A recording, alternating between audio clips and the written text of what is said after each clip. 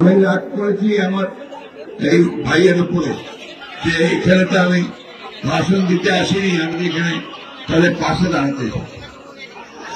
একটা কথা শুধু বলতে চাই, যে কথাটা এখানে এসছে যে আমরা দীর্ঘ 15-16 বছর লড়াই করেছি, তাই না?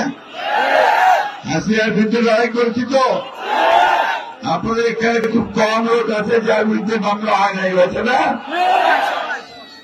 ভোটে যেতে হয়েছে, এখানে মারা গেছে লোকে, এখানে আপনারা মামলায় কোর্টে যেতে অস্থির হয়ে গেছেন, সেই অবস্থাটা অবসান হয়েছে, তাই না? কিন্তু এটা এই অবসানটা এই সময়টাকে আমাদের ধরে রাখতে হবে। যদি আমরা একটা ভালো নির্বাচন করতে পারি, সেই নির্বাচনের মধ্যে জনগণের প্রতিনিধিকে নিয়ে আসতে পারি, তাহলে আমাদের সমস্যার কিন্তু সমাধান হবে। প্রিয় বন্ধুগণ, আরেকটা কথা আমাদের মনে রাখতে হবে যে আজকে এই বিজয়কে, ছাত্র জনতার যে বিজয়, সেই বিজয়কে নস্যাৎ করার জন্য একটা মহল কাজ করছে, সচেতন হবে। আমাদের মধ্যে আবার বিরোধ সৃষ্টি করার চেষ্টা করছে, আমাদের কিছু কিছু লোকের নামে বিভিন্ন রকম কথা বলে পত্র পত্রিকায় বিএনপির ভাবমূর্তি নষ্ট করার চেষ্টা করছে। এইখান থেকে সবাই বিরত থাকবেন।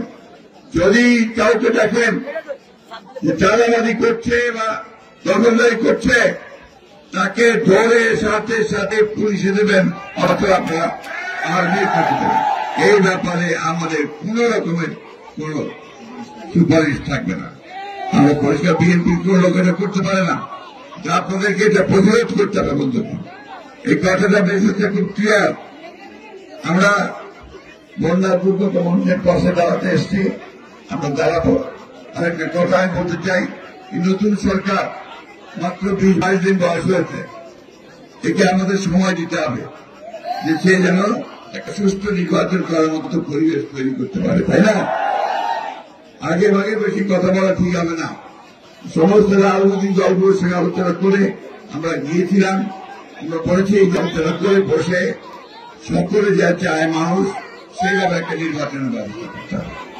কিন্তু দ্রুততার সঙ্গে জনগণের যে দাবি, জনগণের প্রতিনিধির হাতে ক্ষমতা তুলে দিতে হবে, জনগণের সরকারের হাতে ক্ষমতা দিতে হবে। আমরা আজকে বক্তব্য বাড়াবো না। আমার মায়েরা খুব কষ্ট করছে, বাচ্চারা খুব কষ্ট পাচ্ছে, তাই অতি দ্রুত তাদের ওদের ত্রাণ আমরা শেষ করে দিয়েছি।